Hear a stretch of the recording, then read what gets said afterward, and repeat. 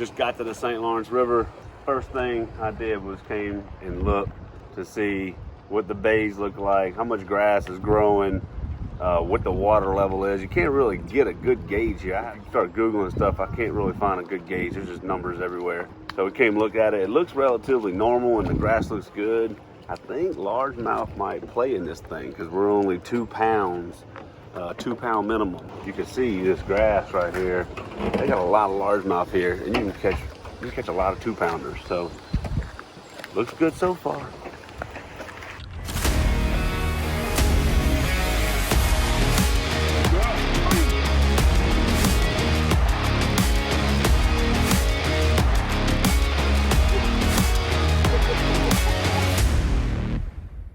Morning one of practice. It's 5:30 in the morning right now, and it's already been daylight for 45 minutes or so. The days are really long here, and it does not get dark till like 9:30. I know most about the Clayton area, so I'm gonna start my practice down here. So we got up at 4 a.m. It's an hour drive to where I'm gonna start. We get an hour run time before lines are in. I should be able to run all the way down here during the tournament and not lose any fishing time.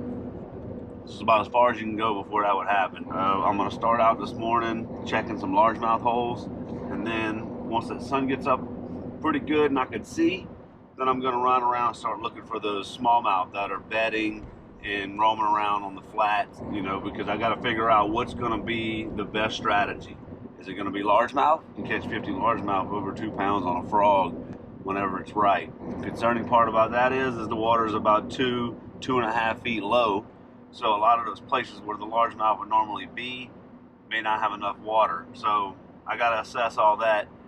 Then I got to go get a good feel for the smallmouth and see if they're going to dominate. Because if you find areas with a lot of smallmouth, those fish can range from 2 pounds all the way up to 7 pounds. Right now, the largemouth fishing should be pretty easy. Either a frog, chatterbait, swim jig, and maybe something to flip.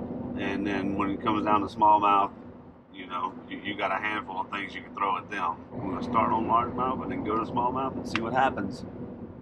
You can't catch some largemouth.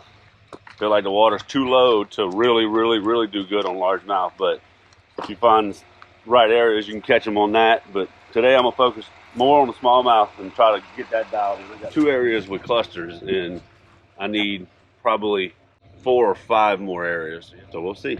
They're biting their freaking hair jig, I know that, and I love throwing this thing right here. Practice was good. I got 3 groups of fish that are like, you know, in one area where I feel like I can catch between 5 and 10 in each area, and then everything else is kind of isolated where it's just a random 1 or 2 here and there. But I got a pattern figured out for those fish. I'm fishing like the up current side of islands and shoals, shallow, and I'm mostly throwing a Maribou Jig that I got from Howie's Tackle up there by Sturgeon Bay. Is this just little tackle store up there in the middle of Sturgeon Bay, and they got one of the best fly tires. He's like world renowned, that works in the back of that thing, and he's tying Maribou jigs back there. So if you want a really good Maribou jig, I'm throwing the one that's it's about an 1/8 with the HD hook in it. It's you got to ask him for that. That's like a heavy duty hook, and with these big old smallmouth, I like a heavier hook. I feel like it just gets them better. So I'm catching them a lot on that, and I went around a lot in practice, and I did a lot of flogging.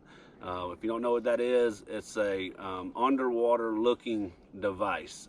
So I spent a good 4 or 5 hours only doing this in practice and marking a lot of bedfish. I would put a waypoint down, and if it was a 4 pounder, I put a number 4 next to it. If it was a 3 pounder, I put a number 3. That way I ended up with like 25 or 30 bedfish, and it was all because of this. So I may be doing some of this during the tournament. So the flogger is definitely going to be a player this week, and throwing that Maribou jig, and I'm throwing a little small missile bait shockwave.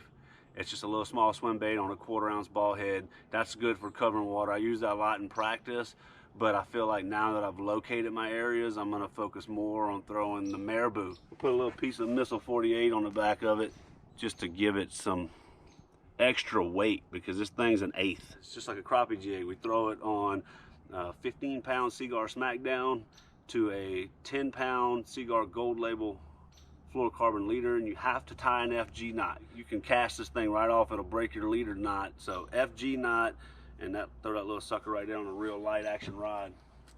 And that's it, that's my practice.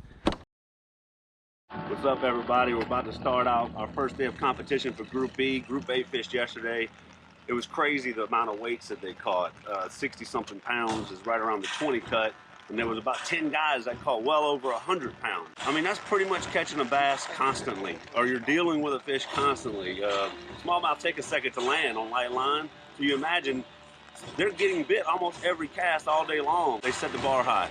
And, you know, I don't know how many I can catch. I know I caught some big ones in practice, but every time I got in an area that was really good, I left it. So I'm hoping to go out there and compete with those guys, but man, you can never expect to say, I'm going out there and I'm gonna catch 30, 40, 50 fish by myself. I mean, that's a really good day of fishing. These conditions are the first time we've experienced these conditions, and practice was sunny and slick. Today it's gonna be windy and rainy, so we'll see. Freaking giant.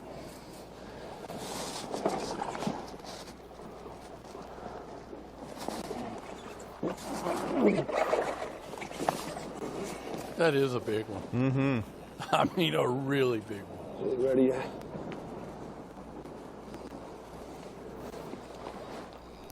Wind's starting to gas a little bit, JT. It is.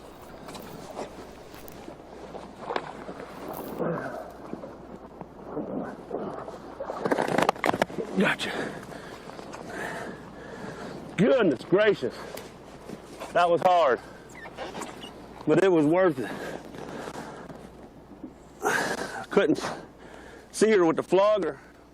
Well, I could see her, but I couldn't hold the flogger steady. That's a 6-pounder. 6 pounds, 0 ounces. Damn, baby. 6-pounder on the bed. Woo! Go back to that bed. Oh man, that was hard. The waves kept bouncing, the boat kept moving.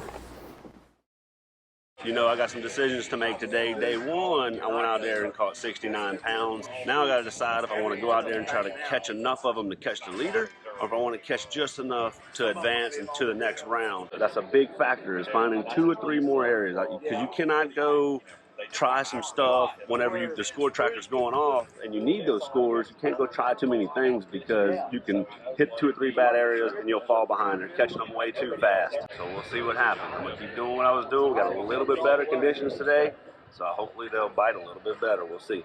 Sits at 53 pounds for the day. That is the 3rd best day going. Yeah, I think that was a 17-pound period there.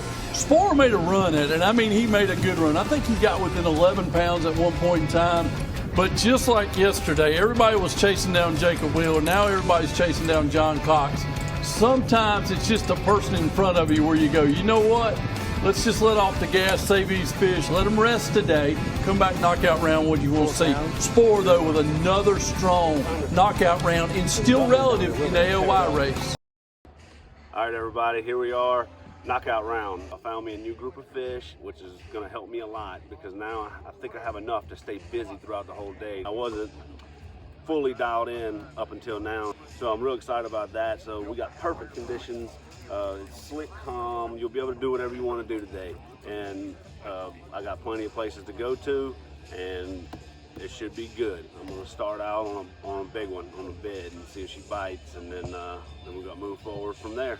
End of round. Bam! First place on the St. Lawrence River. But tomorrow's what really matters.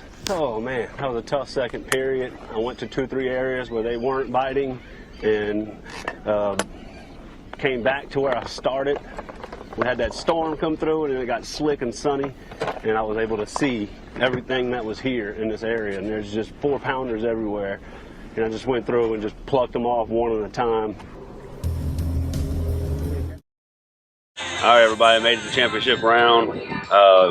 Was catching them a lot on the Maribou Jig, and then I switched over to drop shotting, mostly on a missile baits bomb shot. The Maribou Jig yesterday got real calm, so it wasn't really the most efficient thing. Actually, bed fishing was the most efficient thing because I could see them real good. But today the wind's gonna blow, So it's really hard to bed fish and flog, and you can't really see them without flogging, and then holding that flogger in waves and all that stuff can be challenging. So the Maribou Jig might be a player again today, so we'll see. It's either going to be Maribou Jig or it's going to be flogging and sight fishing.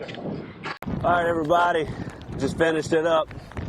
Man, I was disappointed. I wanted to win this one real bad, but I was sharing my bed fish with too many competitors, and I should have picked up that Maribou Jig sooner in this area and not concentrated so much on the bed fish. I mean, I still had a great day, still caught a lot of fish, but just all the guys in the top 10 were on them really good, so I knew it was going to be hard to catch more than that guy. The wind killed me yesterday when I really blasted them. It had got nice and slick, and I could see all the fish out here, and I went around and plucked them off one by one. But today, that wasn't the situation. You had to spot lock over the bed, try to stay on top of it, use the flogger. It was just rough conditions out here. I mean, we got a big storm coming in behind us, so we need to get out of here. But thanks, everybody, for watching. I'll see you guys at Champlain. And that one right there is special to me as well, so I'm hoping to get another top 10 at Champlain.